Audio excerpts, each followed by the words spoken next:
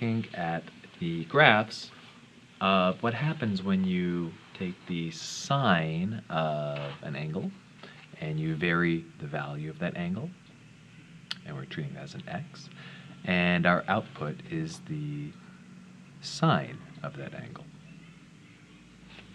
And what kind of shape we get. And we get this periodic wave, up and down undulation. And we also looked at the cosine graph, which again gives a very similar shape. An up and down undulation, continuous wave. When you take as an input to a cosine function varying values of angles. Okay.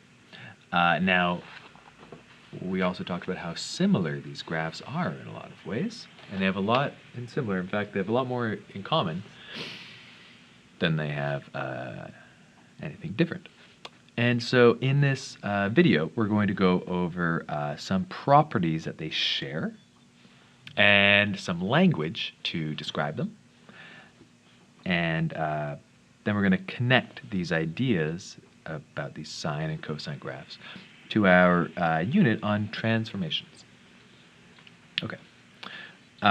So first of all, we have this properties of sinusoidal functions and transformations title. Now we have this fancy word sinusoidal, and what that means is a sine function or a cos function. Both of them have this appearance. This is a sine curve, looks like this, goes on forever in both directions. And that's a sine. And a cosine function does the same, but rather than starting at 0, 0, it actually begins at, or at least I like to think about it beginning at 0, 1. Of course, it doesn't begin there. It goes on for infinity in both directions, so really it starts somewhere at negative infinity. Anyhow, it's a cosine curve. And both of these functions can be used to model periodic behavior, like, for instance, sound waves, as we saw with the Rubens tube in class. Okay. So we have some language that we use to describe waves. And if you're a student of physics, you may also know some other types of language to describe waves. And there's going to be a lot of crossover, a lot of similarities. All right, so the first principle is this idea of amplitude. Okay, so amplitude, we give a variable a. Nice and simple. And so an amplitude, usually when we're talking about physical properties, has to do with intensity. So when we saw in our Rubens tube, we increased the volume, increased the intensity. It also increased the height of the flames. And so amplitude is a measure of how high a graph rises above its sort of middle line that cuts across a sinusoidal curve. And so it's the distance vertically. And so we'll go through this definition. It's the difference between the middle and peak values. We call a top of the wave a peak, and the word we give the bottom is called a trough. Okay. So you can either count from the middle of a graph to the top, or you can take the smallest value and subtract it from the largest value, and then divide it by 2. So, or half the difference between the maximum and minimum values. So and so we'll get to how that looks for a regular sine x graph and cosine x graph in a second. Okay, but that's the first principle. All right, so next we have this principle called the period. And that's, we abbreviate that, unfortunately, with a capital T. And that's just a kind of a historical accident. I don't actually know why in physics people call something period T instead of P. I think that's because we used P already for momentum, if I had to guess. Anyhow. Period is the distance between two corresponding points in cycles, or kind of like the distance between two peaks. And so that's also known as what's called the wavelength. It's how long the wave is. So I might say, okay, this wave starts to repeat itself after it looks like 2 pi radians in this case. So this in pink, which is sort of showing up, I'll try to use a darker highlighter for the next one to make sure it shows up. Oh, actually, just my pink's running out. Well, alright then. I'll just try and get some extra mustard here. Alright.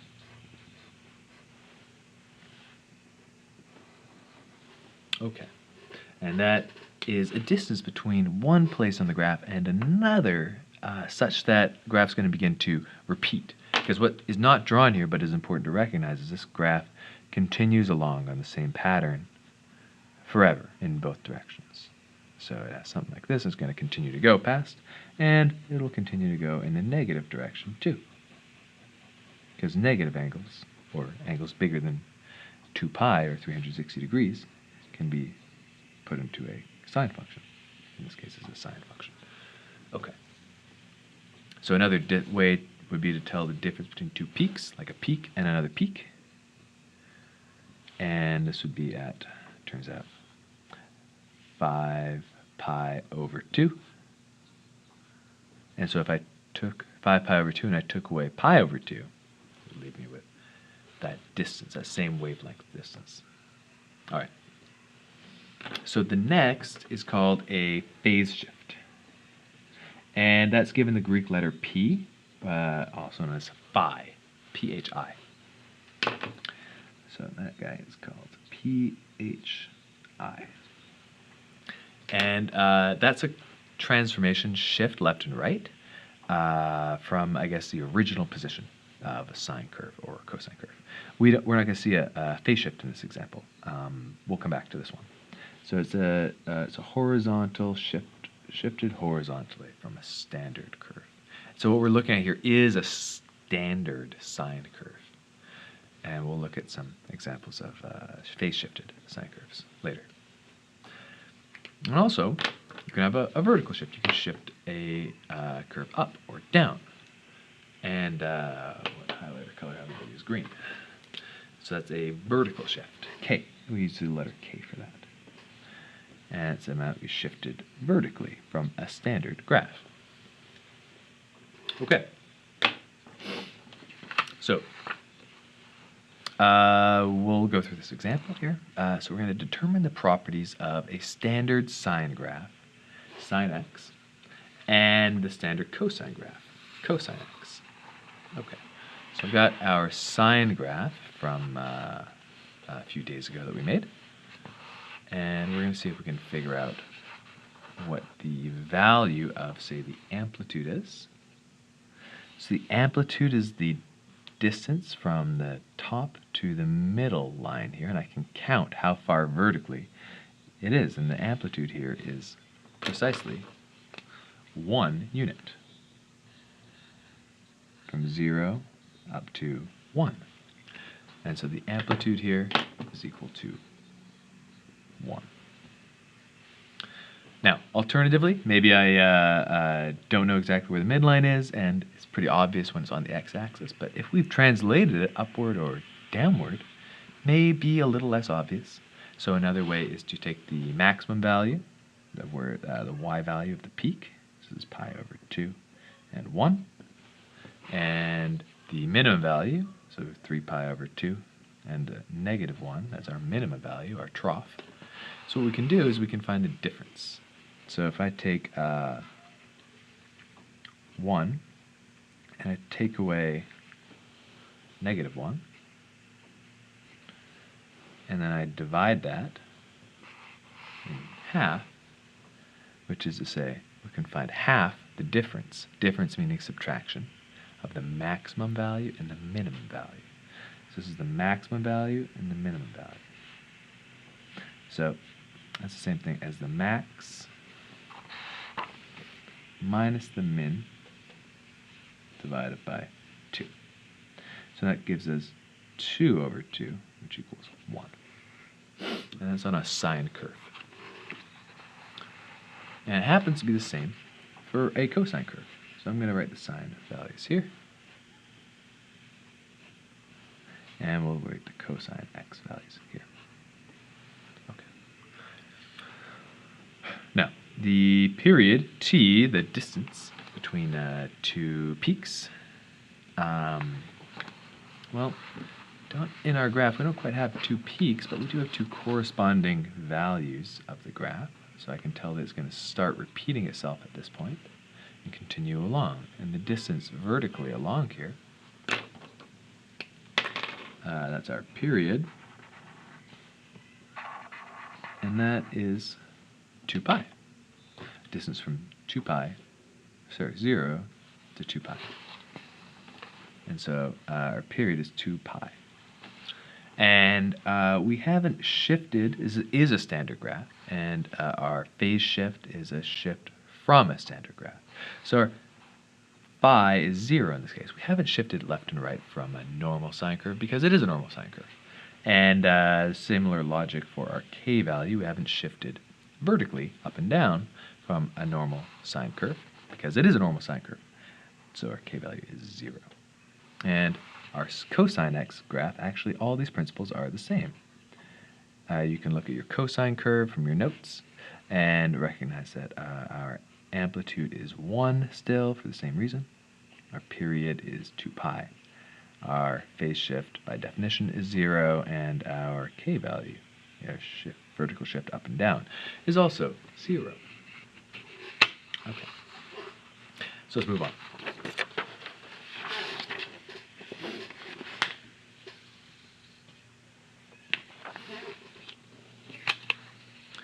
All right. Now, all of these values fit into their transformations. They can be expressed as transformations. This is our amplitude here, A, yellow. Our period is actually not listed in here, our capital T. We'll get back to that. Then what color did we use for our phase shift? I think it was blue. We have our phase shift here. And we have our k value here.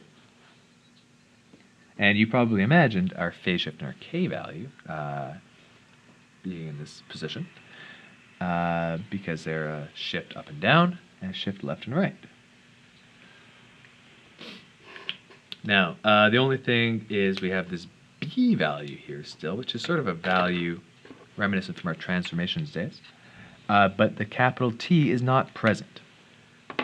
And that's because b is not the period, but it is related to the period. And this can get a little, this is always the hardest one.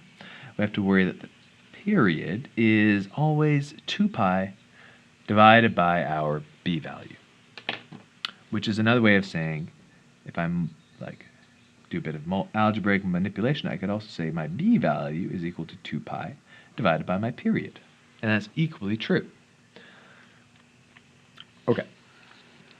And so I think I'll highlight that b value in pink, despite the fact that it's not quite t. It's related to our period. It isn't our period. Okay. So let's take a look here.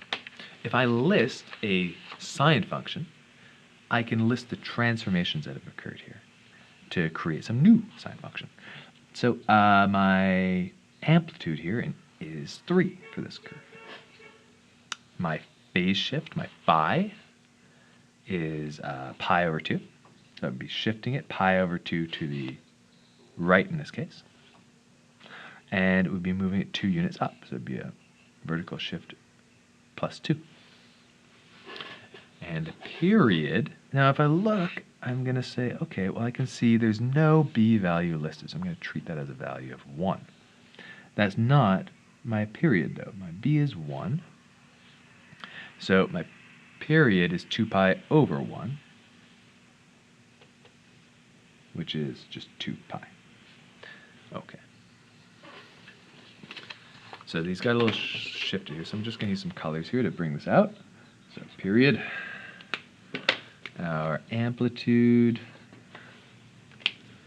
our vertical vertical shift is in green. It's just I picked up a green highlighter first. And our phase shift is pi over 2. Okay. So in this function, now if I wanted to, I could rewrite it like this. I could say that it is y equals 1 times sine of 2x minus phi, or 0, plus 0. And if I do that, that actually simplifies to say y equals sine of 2x. So in this case, that means my amplitude actually has a value of 1. My phase shift and my vertical shift are both 0. However, my b value is 2. So that means my period is 2 pi over 2, which is actually just simplifies to pi. That's how long it takes for this graph to start repeating itself. Okay. After we graph each of these and you follow along, I really encourage you to stop, open up a Desmos window, and sketch this. Draw this graph out on Desmos and just check. Does it seem to repeat every 2 pi or 6.28 units? Does it seem to be a difference of 3 units from the middle to the top and middle to the bottom? Does it seem to be shifted to left or to the right a certain amount? Half of pi, which is like 1.59 or whatever, to the left or to the right, in this case to the right? Is it shifted up too? Get a sense of what these look like. This is not something I recommend not doing. I really strongly recommend you confirm using Desmos each of these operations, these graphs as you go. And so just pause it, stop right now, stop the video right now, watch, open Desmos, put this equation in, and just check to make sure all these make sense to you visually. Get some visual feedback of what's happening, how we're manipulating the graph. And if you want, put in a new number. See if it does what you think it should do to the graph. Okay. I'm going to, rather than explain so slowly here all of these steps, I'm actually going to just fill them in as I go. And after we've done the first few. And you can test them in Desmos yourself. Okay. So for this curve, it looks like our b value is 1/2. That means t, our period, is going to be 2 pi over 1/2. Now if I divide by 1/2, it's the same thing as multiplying by 2. So my period here is 4 pi. However, my amplitude is 1. Phase shift is 0. Vertical shift is 0. I would actually graph both of these on the same curve to observe the way in which they are different than each other. Okay. So we'll go with amplitude. Okay, so amplitude for this graph, it has a negative value here. The amplitude is still the distance from the middle to the top, though. So the distance is still 2. It will have had a reflection over the x-axis, but it does not actually affect the amplitude. Amplitudes are also always positive. My b value is 4, so my period is 2 pi over 4, or pi over 2. My phase shift is negative pi over 6, because you can imagine in this equation, if I take away negative pi over 6, it simplifies to positive pi over 6. And my vertical shift is up 5. So my amplitude is 2. My b is 1/3, so my period is 6 pi. I have no phase shift left or right, but I do move down 4 units. Oops, I'm sorry. I apologize for that. And lastly, this has an amplitude of 1.5. I cosine a b value of 3, so my period is 2 pi over 3. Phase shift is positive pi by 4, and there's no vertical shift. Okay. So I promised some students in this class today that I would try to keep this under 20 minutes. So I'm sorry for lying.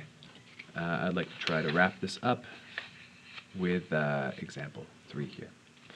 So what we're going to do is we're given a graph and we're going to try to express a sine equation for the graph shown.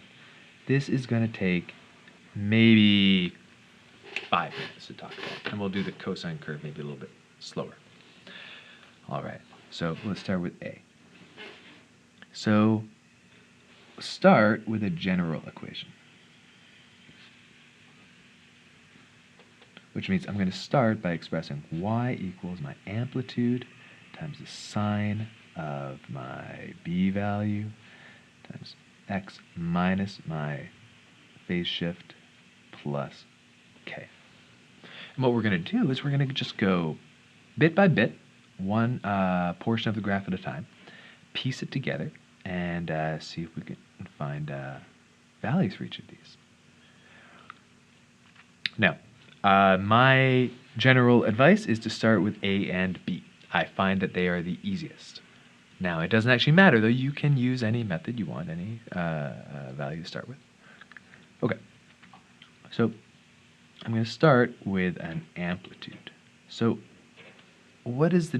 amplitude is the distance from the middle of the line to a peak or to a trough. So second, I'm going to start with my amplitude.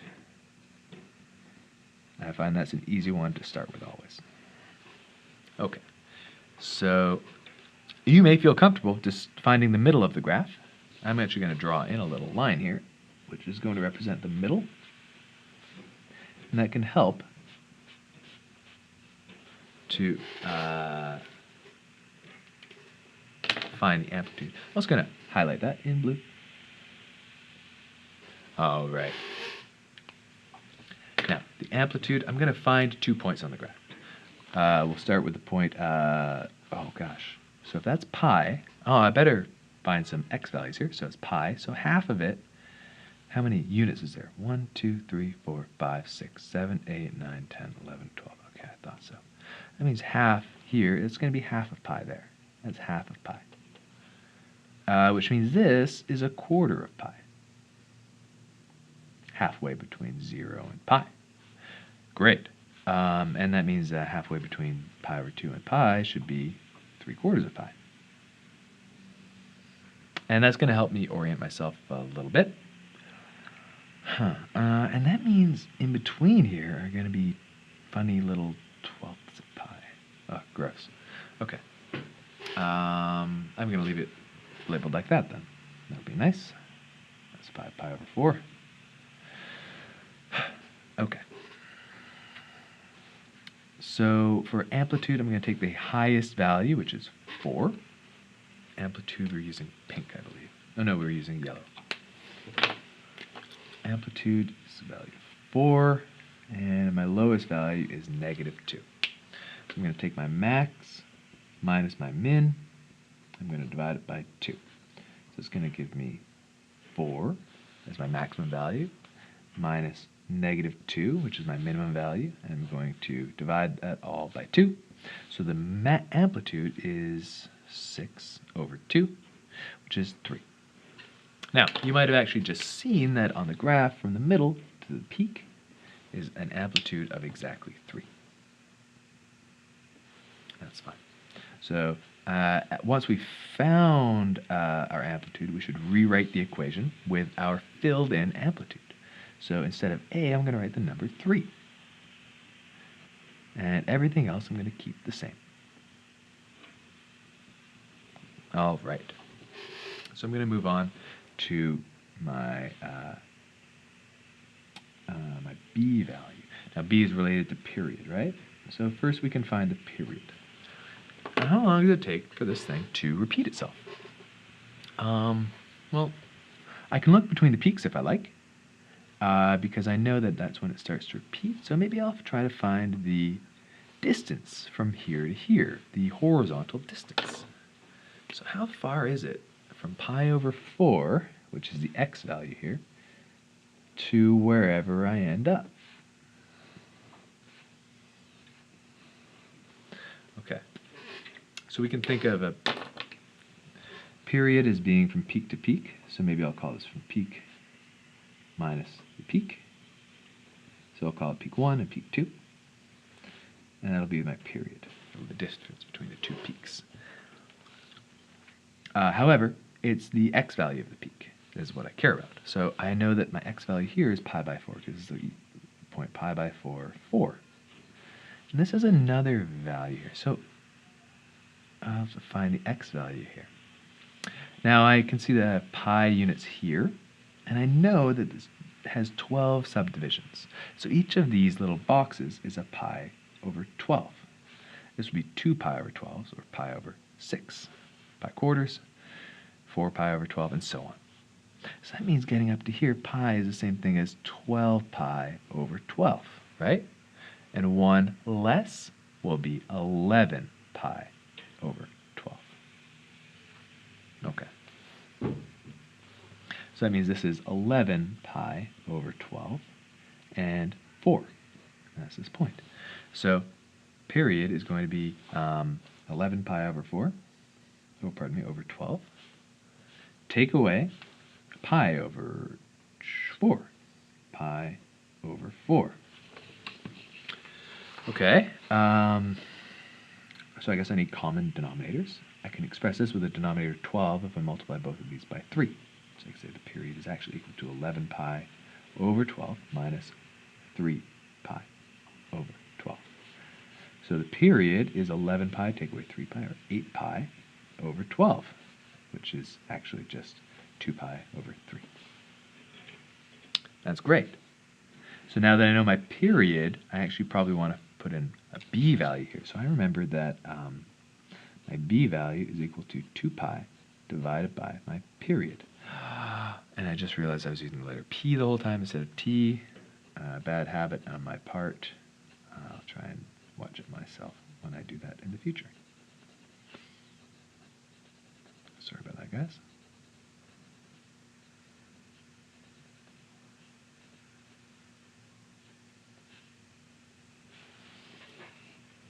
Okay, so if I want to find my b value, I'm going to say 2 pi divided by 2 pi over 3. Okay, that's going to be kind of gross.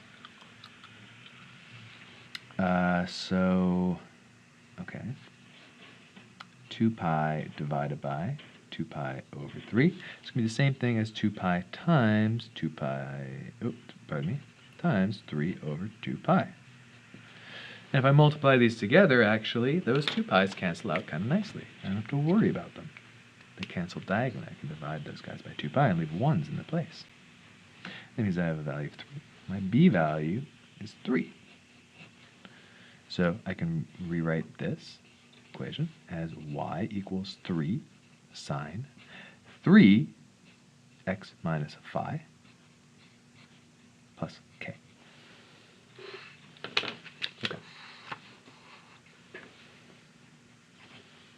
So now that I've found the period, now I'm going to ask about the phase shift. How much has this been shifted left or right? So in order to answer that, I need to think, well, actually the k value is usually easy. So actually we'll start with the k, the vertical shift.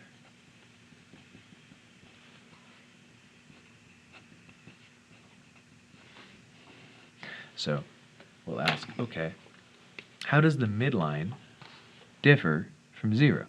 How big is it? So what we can do here to find the vertical shift, if you like, you can take your max and your min and take the average. So your max value of 4 plus your minimum value of -2 and divide them by 2. And that will tell you where our middle point is. It's the average between the peak and the trough. And it gives us 2 over 2, or 1.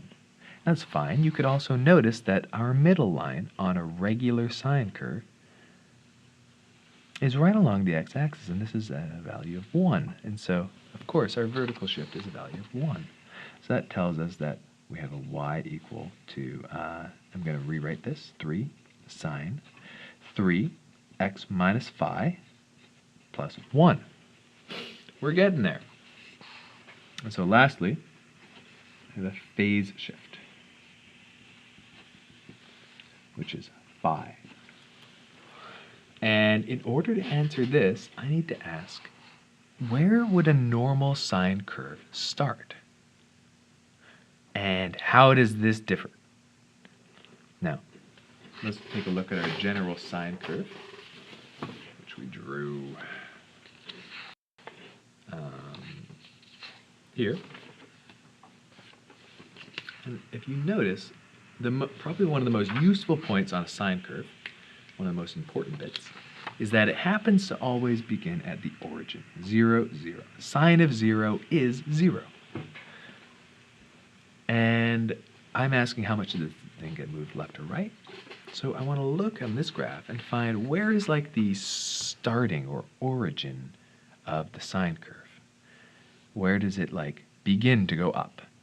And it looks like it's here. This is the point that corresponds to that middle point between a peak and a trough where we're moving upward in direction.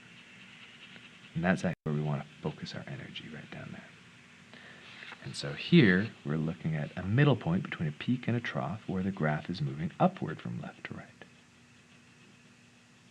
Okay. And so the question is, how much did this move from a normal position of a sine curve to this new sine curve? Well, it was moved up 1, which we talked about in the vertical shift. It had been shifted up 1, but it's also been shifted 1 to the right. Well, and not 1 box, but 1 box here represents pi twelfths. So the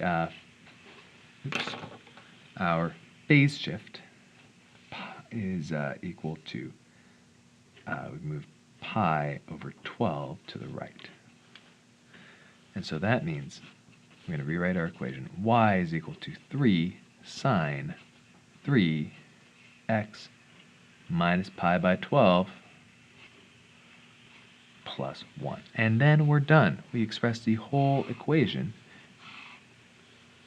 of this function. Now, if you're not sure if you did the right thing, take a second. Graph this in Desmos. Punch it all in carefully.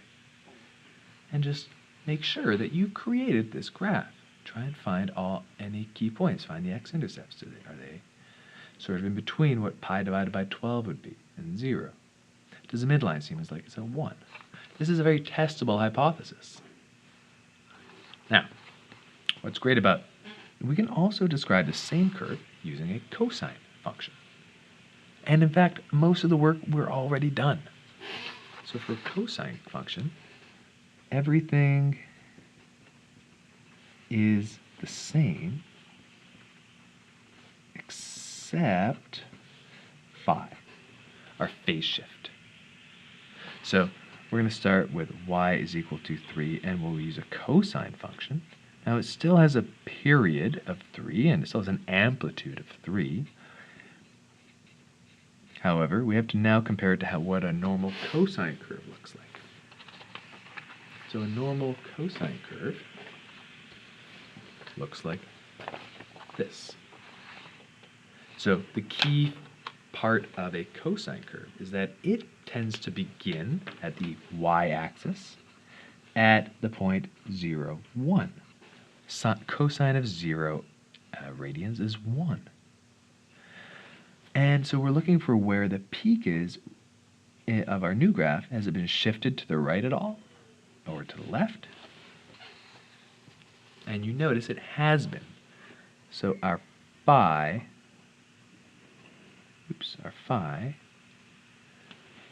is equal to how much we shifted it to the right, which is pi over 4. And so that means our phi value here is pi over 4. And our new function is y equals 3 cosine 3x minus phi plus, oh, stupid. I just was copying and I forgot what I was doing. End of a long week, as I'm sure it is for several of you as well. I hope you're not watching this on Friday, but you took some time to relax before doing that. Alright, this whiteout is abysmal. Alright. So our phi value of pi by 4 means we're going to put a pi, just trying to write around the whiteout here, over 4 in here. Work of art. All right. So those are the basics of our sinusoidal function, basic features. And I'm going to make another video where we walk through the solutions here. Now, if that's actually not clear, which it objectively isn't, I'm actually going to rewrite that. Cosine 3x minus pi over 4 plus 1. And that is our final answer. Now, I would encourage you to graph that in Desmos as well. Graph them both. They better give you the same equation. And they better give you the same graph. The graphs should overlap. And if they're not, if they don't, that means we made a mistake somewhere. We need to go back and figure out what went wrong. So any function can be expressed as a sine, or pardon me, any sinusoidal function you can use a sine function to express, or cosine function to express. And you can often choose which one will be easier for you. And we'll talk about which ways make you easier or harder. All right. So good luck with the practice, and let me know if you guys have any questions.